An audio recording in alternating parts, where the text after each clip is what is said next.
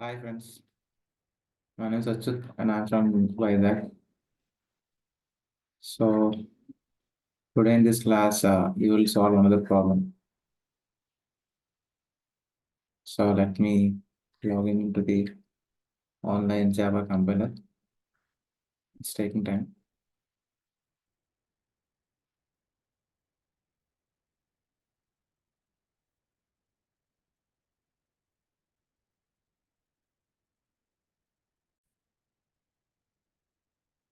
So yesterday we have solved the star problem, right? Like right angle triangle stars pattern, right?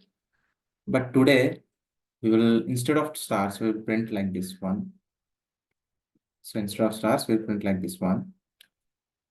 1, 2, 1, 2, 3, 1, 2, 3, 4,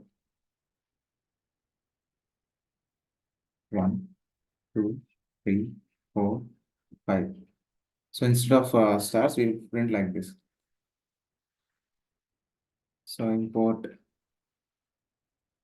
java dot util dot star.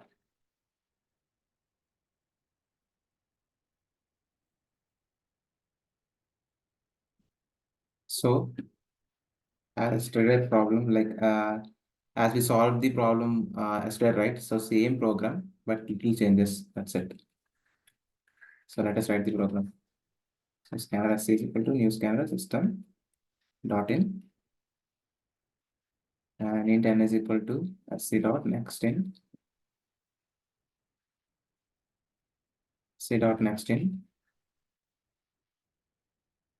and I open a for loop and I is equal to 1 to I less than or equal to n I plus plus, and I'll open another for loop. We will start with j is equal to 1 and j less than or equal to I and j plus plus. Instead of star, I will print now j. Star instead of, I will print j.